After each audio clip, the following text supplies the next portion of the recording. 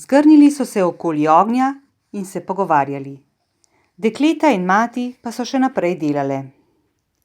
Bob jim je pripovedoval, kako nenavadno ljubezniv je nečak gospoda Stispuha, ki ga je samo enkrat komaj malo videl, pa sta se danes srečala na ulici, in ko je opazil, da je majčkeno, samo majčkeno potrt, veste, je rekel Bob, se je že pozanimal, kaj se mu je vendar zgodilo.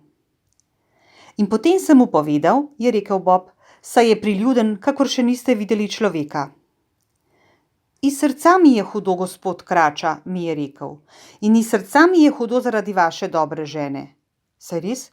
Kako pa sploh more to vedeti, slišiš?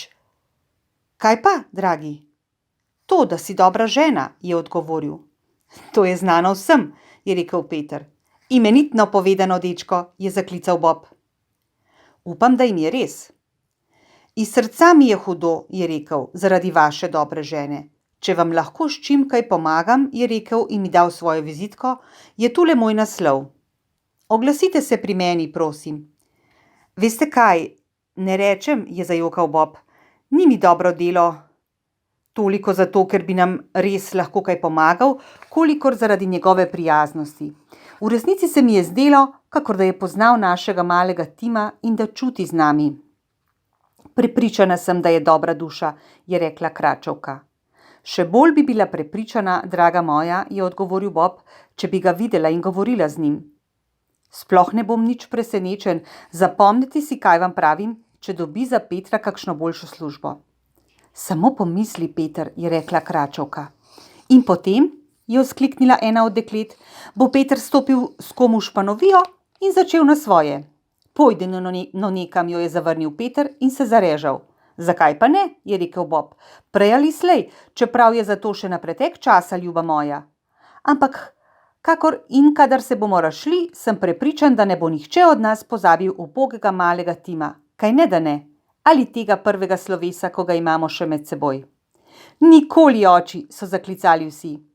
In tudi vem, je rekel Bob, vem, dragi moji, da se nam je treba samo spomniti, kako potrpežljiv in kako blag je bil, pa čeprav je bil še tako majhen fantek, pa se zlepa ne bomo nikoli sprli med seboj in s takim početjem pozabili na ubogega malega Tima.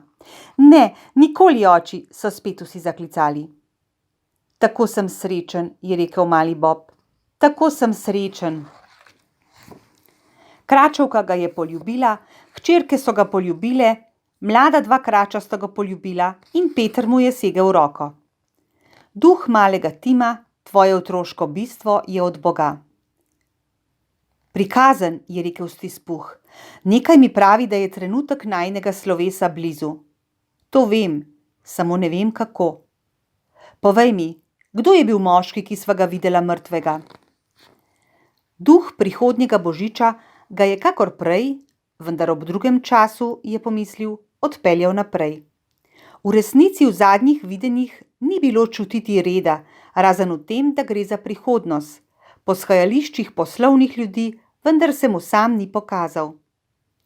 Duh se pravzaprav niti ni nikjer nič ustavil, temveč samo hitel naprej, kakor na cilj, ki je bil ravnokar zaželen, dokler ga ni Stispuh preprosil, naj vendar za trenutek počaka. Na temle dvorišču, je rekel, po katerem ravno hitiva, je bil zelo dolgo kraj moje službe. Že vidim hišo, dovolj mi pogledati, kaj bo z menoj v prihodnjih dneh.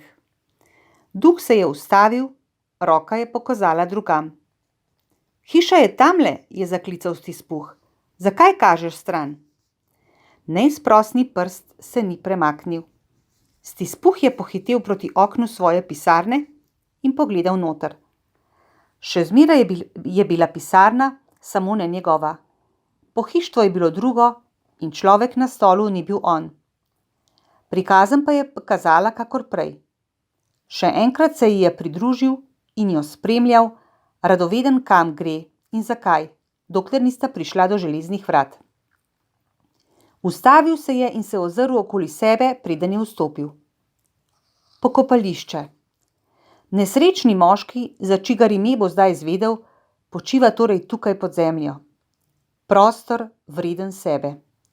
Obdan s hišami, prerasel s travo in plevelom, s preraščanjem rasti smrti, neživljenja, zadušen s preveč pokopi, nabrekel od predobrega teka. Kraj, vreden svojega namena. Duh je stal med grobovi in kazal na enega. Trepetaje se mu je približal. Prikazan je bila natančno taka, kakor prej, vendar se je Stispuh ustrašil, da je zagledal v njeni slovesni postavi nov pomen. Preden odidem k nagrobniku, na katerega kažeš, je rekel Stispuh, mi odgovori na vprašanje. So to sence stvari, ki bodo, ali pa le sence stvari, ki bi lahko bile? Duh je še kar naprej kazal navzdol proti grobu, ob katerem je stal. Človeška pota nakazujejo cilj, k kateremu morajo pripeljati, če so stanovitna, je rekel Stispuh.